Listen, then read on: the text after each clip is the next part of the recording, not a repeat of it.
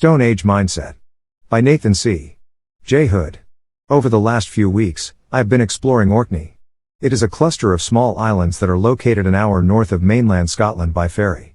One of its most striking features is that it is home to several Neolithic tombs, stone circles and domestic complexes. These monuments were built between 3000 and 2000 BC, around 5,000 years ago. That means that some of these structures are older than Stonehenge and the pyramids of Giza. It is not only the age that is significant, but the density of buildings is unique. Orkney has hundreds of these prehistoric sites, many of which you can enter. They have survived because they were made out of stone. While most Neolithic buildings were formed out of materials that have since degraded, such as wood, the stone on Orkney was easily crafted into slates that could be used for construction. This means that Orkney is an archaeological gold mine. Thousands of artifacts have been found in these ruins. The architecture and objects of the past can hint at what life was like for our ancient ancestors. Without written sources, a great deal of guesswork and imagination must be used to interpret these findings. Any claims made about the people and their society are at best suggestive readings. With this in mind, the monuments of Orkney can tell us important things about the foundations of our society. In so doing, they can instruct us as to how these primordial peoples built physical, social and cultural structures. They can indicate how they overcame the eroding power of entropy. The Neolithic men and women of Orkney were part of a large-scale transformation in human living. For most of human history, we have been hunter-gatherers. Living in small-scale groups, we foraged for roots and berries, fished the rivers and seas, and pursued the boar and deer. With crude bone and stone implements, microliths, such as arrowheads, we saw to our immediate needs with skill. Communities were mobile, following their food according to the seasons. For the best part of 300,000 years, humans existed as a part of the natural order. They operated within the ecosystems of nature as one predator among many. While many have characterized this state of nature as nasty, brutish and short, it seems that ancient hunter-gatherers were relatively healthy in the years prior to the Neolithic Revolution. Skeletons show that they lived longer, suffered fewer ailments and were taller than their farming descendants. This may have been because they had a varied diet that was, for the most part, based on a reliable set of food sources. Moreover, the Mesolithic peoples made jewelry and created cave paintings. They were not grugs. They were sophisticated and intelligent. Around 10,000 BC, fairly recent in human history, an agricultural revolution took place. Beginning in the Fertile Crescent in the Middle East before spreading throughout Europe and East Asia, communities began to farm. They grew crops and domesticated animals. We no longer were participants in a natural system. Now we remade the world for our benefit. As our food source remained in one place, Neolithic peoples lived a sedentary life. They abandoned the nomadic and, in some places, foraging and hunting. Polished stone and bone tools, axes, maces, needles etc., enabled them to construct more elaborate buildings and to make ornaments. Farming gave them time to engage in these crafts. Fewer people could produce more food as farmers than a community of hunter-gatherers. The surplus food meant that fewer people were needed for food production. They could then spend their time on non-food labor, contributing to the group in new ways, such as by making pottery, crafting tools, building tombs or conducting rituals. The agricultural revolution not only changed the way we produced food. It also facilitated the formation of societies wherein several members engaged in cultural activities. In Orkney, the agricultural revolution came later than elsewhere. While the Copper Age had already begun by 4500 BC in the Fertile Crescent, domesticated animals appeared on the islands only around 4000 BC. It is not clear whether they were brought by newcomers to the lands, indigenous populations or a mixture of both. Either way, new ways of life began to emerge. The land was suitable for growing crops and grazing herds, while the seas provided an abundance of fish and bird life. Farmers supplemented their new sources of food with hunting. They made ample use of the animals they controlled and caught. Beyond food, they used their skins and bones for a range of purposes, such as a cow's shoulder blade as a shovel and the bone of a gannet for tattoo work. Though some may have continued to live by the old ways, they were ultimately beaten by their adapting neighbors, whether by force or by the attractiveness of these new Stone Age societies. Though much has changed since the first farmers arrived in Orkney, there is substantial continuity between us and them. We share the same social structure. A portion of the group produces food through agriculture and pasturing, enabling the rest to engage in other activities. Though industrialization has increased the scale and efficiency of food production to a global level, this has only increased our ability to sustain populations who are not themselves involved in the supply or transportation of food. The existence of the sports star, the e-celebrity and the journalist is maintained by the agricultural production and networks that are in play. Such roles could not exist in hunter-gatherer societies wherein every member must contribute to the finding of food. In this way, we can see modern society as an expansion or extension of the Neolithic farming community. Put another way, though contrasting in size, they are the same kind of social order. The main difference between us and them is that the Neolithic lived in what Ferdinand Tönnies coined a Gemeinschaft, a community based on kin or shared beliefs/affections that is grounded in personal interactions, roles and relationships. We live in a Gesellschaft, a society that is structured around impersonal bureaucratic and managerial modes of relationship and action. That the modern world is just an outworking of the way of life established by our farming ancestors can be seen in the houses preserved on Orkney. On the west of the mainland, the biggest of the islands, there is a settlement called Skara Brae. Situated next to the coast, the village was covered in sand until one day a storm uncovered the remains. It consisted of a dozen or so houses connected by a stone-covered corridor with a workshop just outside. This small village was settled, abandoned and rebuilt over hundreds of years. It was unusual for the New Stone Age insofar as most people lived in homesteads, perhaps suggesting that the inhabitants were an elite group somehow connected to the stone circles and henges that are not too far away. The houses that they had are in many ways similar to our own. Though they had only one room, it was divided by stone walls and doorways into different compartments. A hearth in the middle provided light, warmth and cured meats which were hung from racks overhead. Stone walls marked out spaces for sleeping and storage, a dresser made of stone shelves held objects, water troughs were built into the floor, and a toilet, linking up with a drainage system taking waste to the sea, was given space. I think a Neolithic person would be able to understand the different parts of a modern house with only a little explanation, as we have just expanded the size and changed the methods by which we secure heat, warmth, light, sleeping space, toilet space, food/water and object storage. It makes sense that this is so, as they were the primordial origin of our way of life. No one knows with any certainty why an agricultural revolution took place 10,000 years ago. But that has not stopped archaeologists and economists from speculating. Some have argued that climate change, natural disasters and tectonic shifts have led to food shortages. These forced groups to seek more reliable food sources, arriving at agriculture. Others suggest that the competition between hunter-gatherers led to an exhaustion of the food supply. Bigger groups will necessarily dominate the smaller ones in the battle for territory and resources, thereby leading to a situation where the ecosystem is overexploited. Agriculture offered a surplus of food that could be enjoyed by many groups provided that they had access to fertile land. This perhaps leads to the simplest reason: farming is more efficient than hunting or gathering for the production of food. It requires less labor and creates a greater quantity than is possible by foraging or hunting. This would be an attractive prospect. Moreover, it frees up members of the community for other tasks and, as such, allows for the development of cultural activities. Furthermore, a more efficient means of producing food enables the growth of the population, thereby securing the legacy of the kin. Whatever the reason, the monuments built in Orkney leave traces of the Stone Age mindset. They give us clues as to why these people embraced agriculturalism. To get there, we must first picture the traits of the Mesolithic man and woman. Tom Hartman has suggested that attention deficit hyperactivity disorder, ADHD, is an inheritance from our hunter-gatherer ancestors. In their societies, hyperfocus, an intense concentration or visualization on a topic or task that is a core part of ADHD, would have been highly advantageous. They could stay absorbed in the task at hand for extended periods of time, enabling immediate responses to prey and predator alike.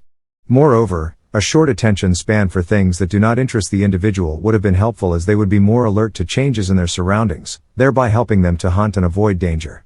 Hartman goes on to suggest that while these traits were ideal for 90% of human history, with the agricultural revolution such traits were no longer needed.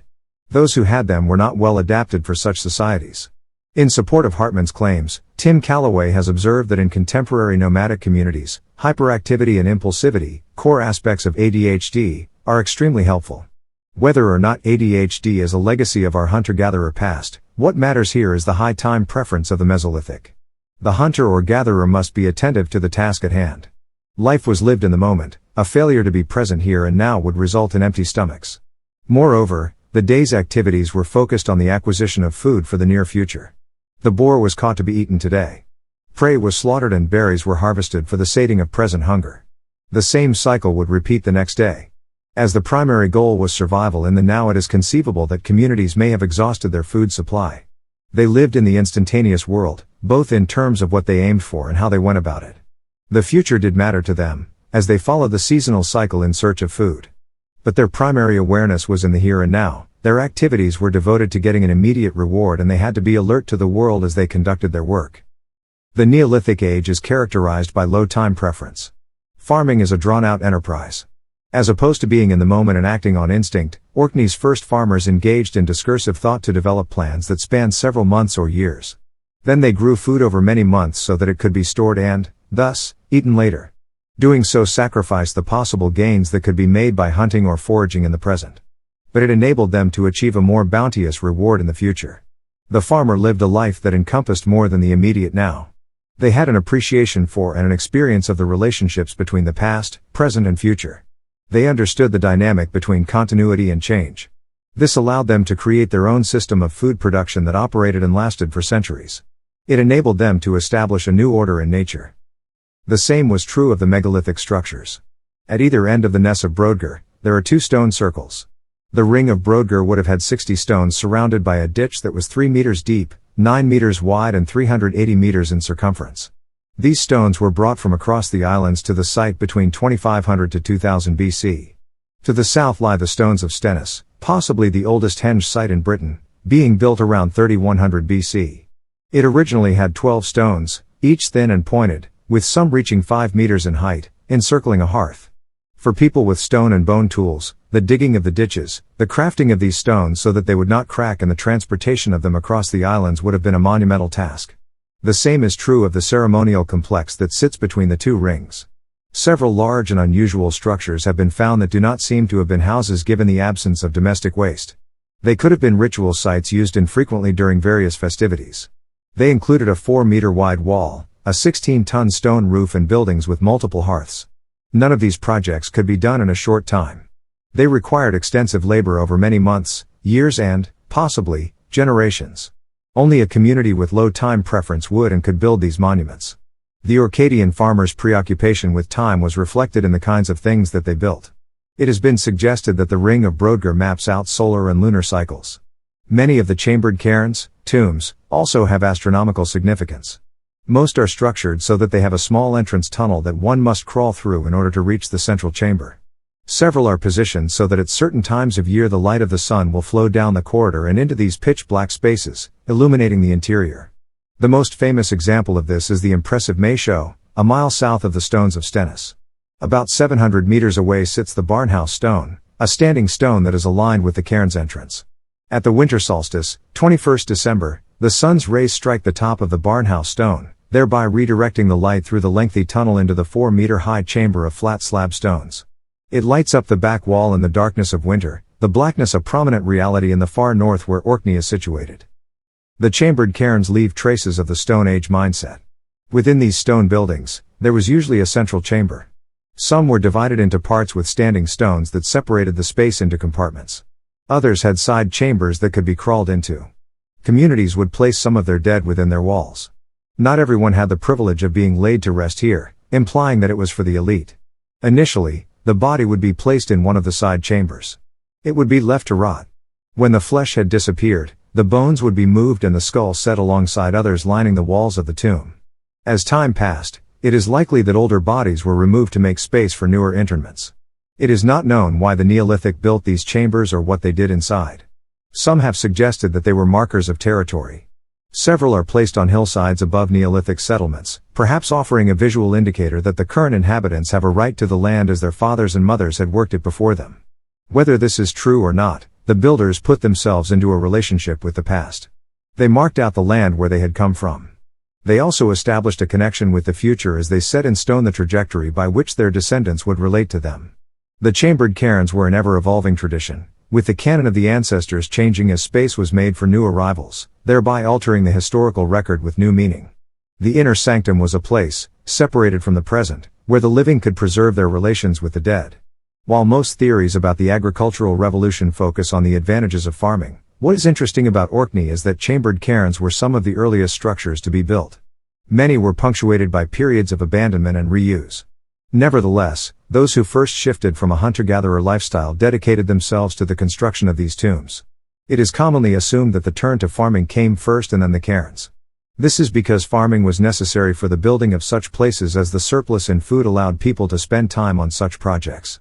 But another way to read it is that there was an impulse within the Neolithic individual towards an expansive perception of time. This new awareness underpinned both their agricultural and social activities. It may have even been the case that they adopted farming because they wanted to build a cultural tradition in stone. At the very least, the drive towards a low time preference was bound up with the construction of spaces that had no direct benefit for the community's production of food or for the fulfillment of basic necessities. They felt that it important to spend their time and labor on something that had more significance than immediate satisfaction, something that transcended the present now. They worked in service of something bigger than themselves. There was a cost to the agricultural revolution. Skeletons show that Neolithic farmers were, on average, several inches shorter than their hunter-gatherer forebears. Their teeth showed signs of disease, with Orcadians typically suffering from scurvy. This was in contrast to the Mesolithic nomads. As such, the average age of death for a farmer was 25, while for a hunter-gatherer it was the early 30s. A starchy diet meant that Neolithic farmers had a vitamin C deficiency. More tightly clustered, their settlements may have been breeding grounds for diseases. Additionally, they may have become alienated from the natural world. While the hunter-gatherer operated within a natural ecosystem, the farmer created an artificial system for the production of food. They had conquered nature, they stood over and against the natural order. This estrangement was a necessary byproduct of abstracting and repurposing plants and animals for humanity's gain. The dual consequences of suffering and alienation may have been implicit in several mythological origin stories. Hesiod describes the earliest ages of mankind as being free of toil and suffering, men eating fruit from the trees. In our current era, precipitated by Pandora opening the box, men must toil for food. In the book of Genesis, God created humanity. The original couple were allowed to eat from every green plant or tree in the world barring the fruit from the tree of the knowledge of good and evil. When Adam breaks this commandment, God curses him to get his food through painful toil and planted fields. While the agricultural revolution may have left deep scars, it was the primordial singularity from which our civilization grew. It built the order that has expanded and contracted over the millennia. In our age, we are witnessing the collapse of the structures established by Neolithic peoples. Our essential services are strained. Entropy is rife. While there may be many factors at play, I think a large part of it is that we have abandoned the Stone Age mindset. We are a high time preference people. Advertisers encourage us to spend our money now so that we can gratify our immediate desires. In a culture where most people show signs of pathological narcissism, there is an obsession with feeling good and getting approval, both things that are to be felt in the present now. Social media intensifies these behaviors. Democracy incentivizes politicians to chase after short-term policy and media wins so that they can boost their ratings for the next election. It discourages embracing projects that have long-term goals with more bounteous results unseen by today's voters. Boomer liberalism and critical theory deconstruct the past so that we live for today and only today. A people with no history has no future, as indicated by a decline in birth rates, a delight in destructive behaviors and the apocalyptic fervor of our age. Even necessary skills degrade as we bypass years of technical training and justify this decline according to various ideologies. The long-term thinking and planning required to build and sustain an agricultural society such as our own is completely missing. Until we have a richer relationship with time, entropy will win. To stand against disintegration requires a perception of more than the present, a drive to build something bigger than ourselves, and a willingness to sacrifice present goods for later more bounteous rewards.